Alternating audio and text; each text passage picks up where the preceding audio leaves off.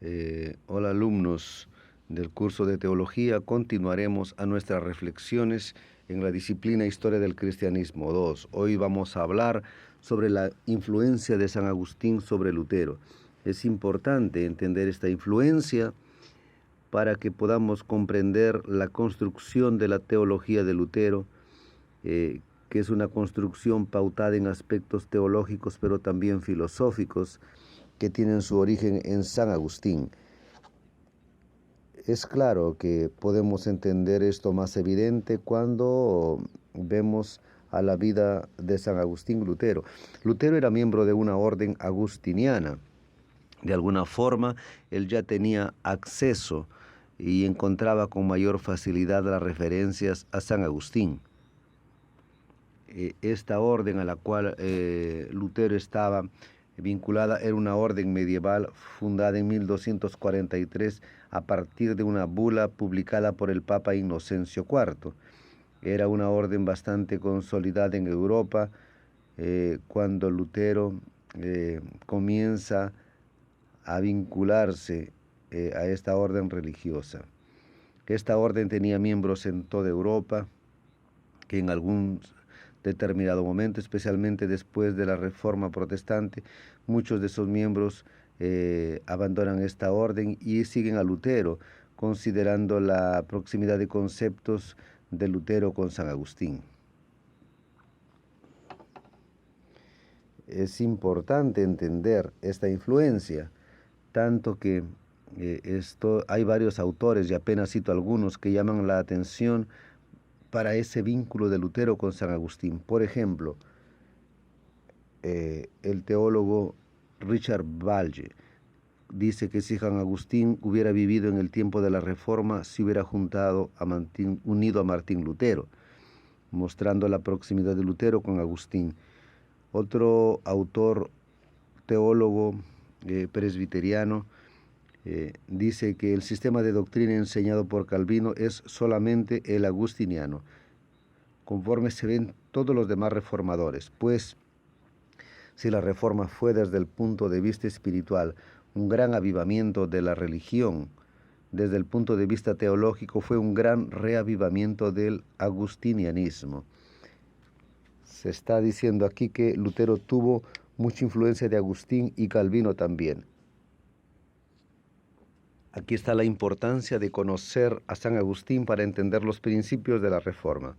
Aquí un autor bautista, Timothy George, que habla sobre la influencia de Agustín sobre la Reforma.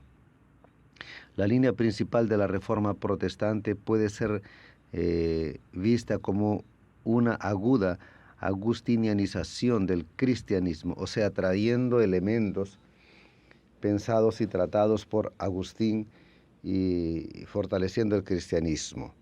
Es importante que grandes teólogos y padres de la Iglesia van a influenciar en la formación del cristianismo, y en el siglo XVI encontramos a San Agustín influenciando, como ya lo vimos aquí, a la Reforma. Y por otro lado, Santo Tomás de Aquino, que era el gran teórico de la Iglesia Católica, que va a influenciar fuertemente a la Iglesia Católica al final del siglo XV, inicios del siglo XVI y la Contrarreforma.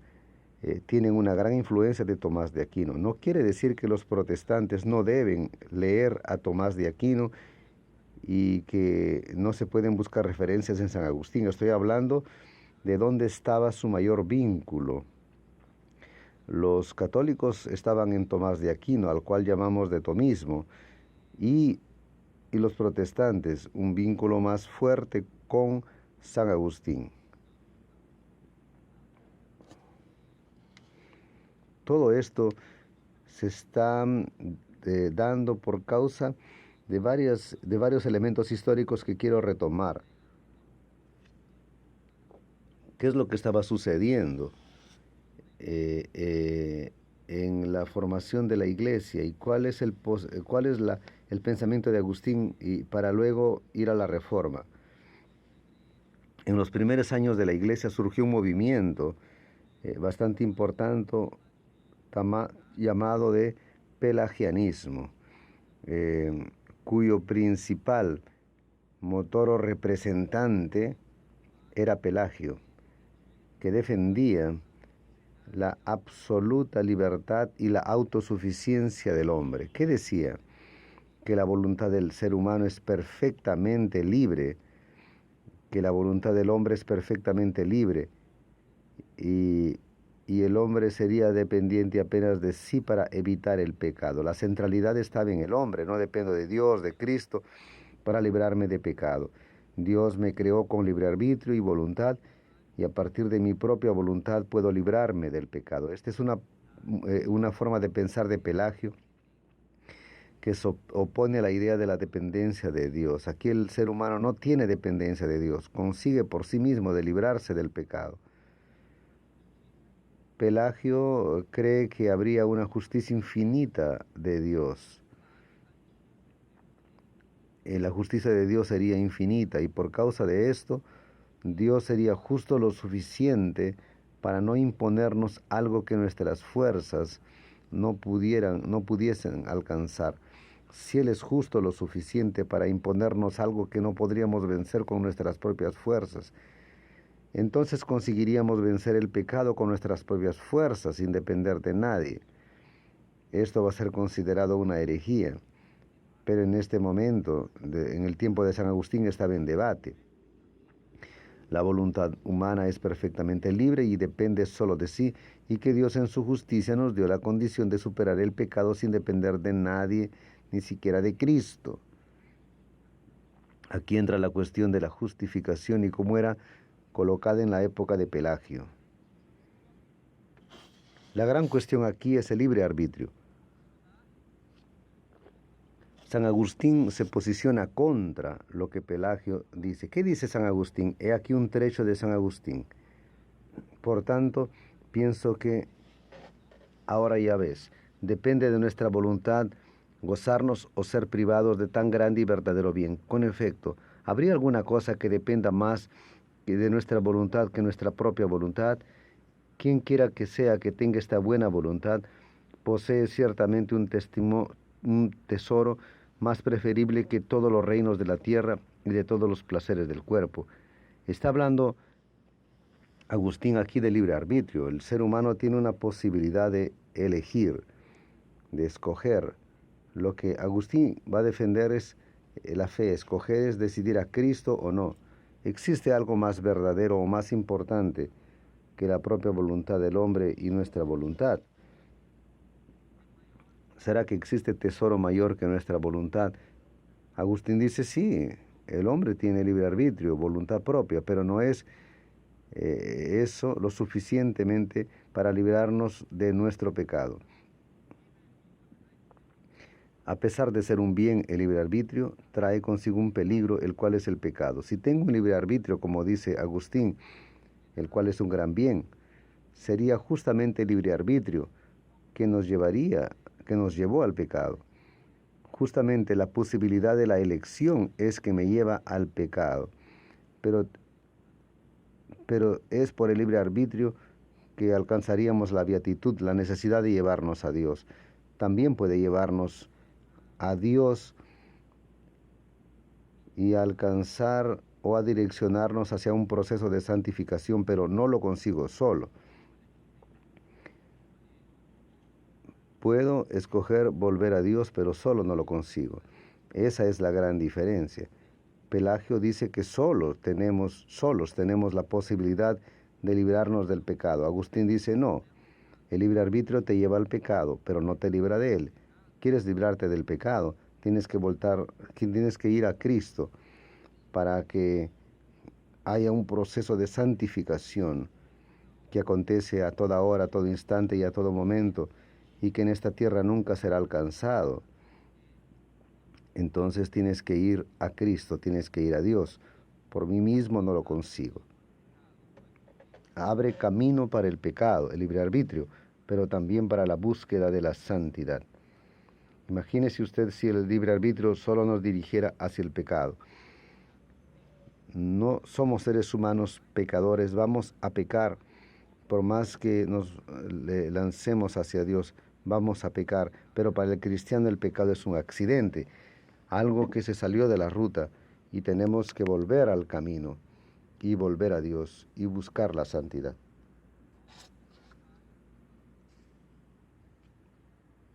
Por nuestra voluntad siempre pecamos y nuestra carne siempre domina y debemos buscar la santificación y buscar a Dios. Es esto lo que San Agustín está colocando. Y nuestra búsqueda por la santidad. Esto solo es posible por causa de la gracia. ¿Qué es la gracia? Cuando podemos de una forma efectiva vencer el pecado. Y eso se da por medio de la gracia divina. Si no fuera la gracia de Dios, estaríamos perdidos. No tendríamos cómo librarnos del pecado. Estaríamos condenados a muerte. ¿Cuál es el salario del pecado? Es la muerte. Estaríamos muertos, pero tenemos la gracia de Dios que posibilita que tengamos la vida eterna, que nos libremos de la muerte y que tengamos nuestros pecados perdonados. Sin la gracia, el libre arbitrio nunca iría a querer el bien, porque nuestra tendencia es atender a los deseos de nuestra carne. La gracia es la que nos encamina a la búsqueda de Dios y a la santidad. La gracia no suprime la voluntad. La gracia no saca de nosotros la voluntad y la razón. Al contrario, tenemos nuestra voluntad, tenemos nuestro libre arbitrio y nuestra razón, pero la gracia nos da condiciones de hacer una elección para el bien en dirección a Jesucristo. Entonces la gracia no suprime a la voluntad, pero habiéndose la voluntad transformado en mala, la gracia la transforma en buena. Eso es lo que Agustín coloca en oposición a los pelagianos. El hombre que la gracia de Cristo domina de manera completa, también es más libre. Cristo nos domina, tiene un dominio sobre nosotros gracias a la gracia. Por medio del sacrificio, por medio de la justificación, la gracia nos posibilita que podamos seguir el camino de Jesucristo y no el camino de la carne o del pecado. Al mismo tiempo que la gracia nos dirige y nos aprisiona, al mismo tiempo nos trae libertad, nos liberta del pecado, nos liberta por el camino que no sería el adecuado. Nos libera de la muerte. Estamos libres en Cristo Jesús por medio de la gracia. Es esto lo que es colocado aquí. La cuestión de la justificación es también importante. El tema de la justificación para los pelagianos, la justificación se daría por los propios medios. Yo puedo encontrar la justicia y la salvación por medios propios. Agustín dice, no, la justificación se fundamenta en el sacrificio y en la resurrección de Cristo. Sin la muerte y la resurrección no habría justificación. Somos justos ante Dios porque hubo un sacrificio a nuestro favor, un sacrificio por nuestros pecados. Si no, no tendríamos y no alcanzaríamos la gracia, como lo estamos colocando. Sin el sacrificio de Cristo no sería posible la salvación ni la vida eterna. Somos bautizados porque fuimos bautizados en la muerte de Cristo. Estamos muertos al pecado porque fuimos bautizados en la muerte de Cristo. Cristo murió en la cruz, Cristo resucitó, Cristo nos justificó de nuestros pecados y por eso vivimos, pero muertos al pecado. Esta es la cuestión de la libertad como la hemos colocado. La verdadera vida cristiana no puede permanecer en el pecado, sino en la gracia de Dios. Tenemos que buscar a Dios y depender de la gracia de Dios. Cuando busco a Cristo, a Dios, cuando tengo una vida de oración y dedicada, en la que me alejo de las cosas de este mundo y me dirijo hacia Dios. Eso es posible solo por medio de la gracia y por la justificación de Cristo en la cruz. Esto es lo que San Agustín está colocando en sus tesis y que estarán muy presentes e intensas en las obras de los reformadores del siglo XVI. El pecado tiene como consecuencia la muerte eterna, pero la redención del hombre está en Jesucristo. Jesucristo es la redención del hombre. Jesucristo nos libra de la muerte.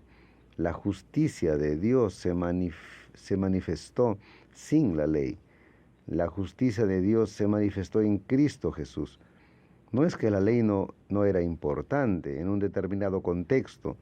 Ella tenía su papel para que podamos entender o ayudarnos a entender por qué Jesucristo fue a la cruz. Pero la justicia de Dios se manifiesta sin la ley. Es la gracia de Dios. Sin la gracia, el libre arbitrio de nada sirve. El libre albedrío de nada sirve. Aquí está la oposición central en relación a los pelagianos, como lo he colocado. Espero que hayan entendido la importancia de entender y estudiar a Agustín para comprender mejor la Reforma y los principios de la Reforma. La gran oposición que se colocaba en ese momento, cuando la Iglesia estaba en formación, la oposición entre Agustín con los pelagianos.